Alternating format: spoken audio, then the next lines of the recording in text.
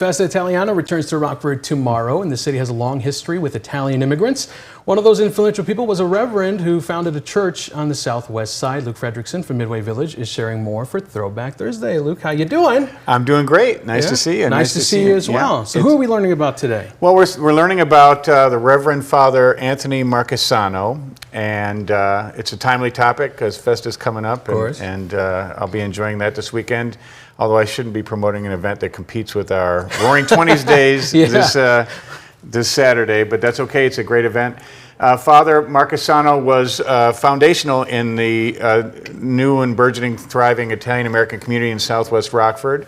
He was born in 1883 and became ordained as a priest in Italy. He was born in, I've been practicing this name, Montemaggiore in Sicily.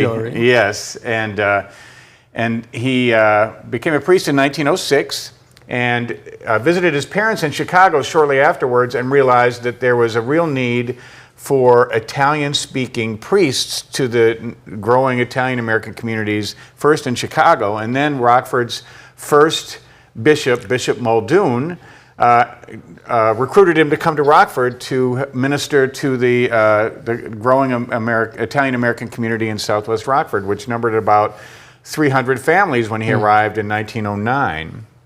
And then he realized that there were a few English-speaking churches, but he wanted to develop his own parish church in Southwest Rockford. So along with the bishop, they purchased property at the corner of Kent and Ferguson Street and began raising money for the St. Anthony of Padua Church, which opened in 1910.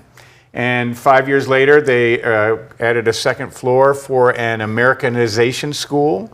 And Father Tony, as they called him, helped with learning English and with ministering to the sick. And he'd meet new immigrants at the train station, help arrange for housing and jobs. And he would teach sort of American customs to the Italian-American community, and he'd teach Italian customs to the rest of the community so that things were smooth, and he's a real foundational figure of that neighborhood in Rockford. Does his name live on in a strong way? Is it still celebrated these years? Yes, he's certainly well known in Rockford, and Marchesano Drive in Rockford is named after him. There's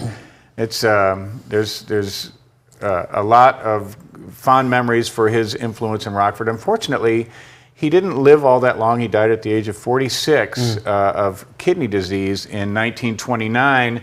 And right at that time, the church had erected its last, during his life, they added a gymnasium and a hall next to the church so that the growing community would have some place to send their kids to a parochial school and continue to thrive. All right, it's wonderful. Well, I appreciate you coming in and sharing a bit of the history ahead at Festa, which is a lot of fun. Absolutely, you bet. Appreciate it. All right, thanks, George. Oh, absolutely. We always love having you. Throwback Thursday is one of the favorite things of the week. I look forward to it too.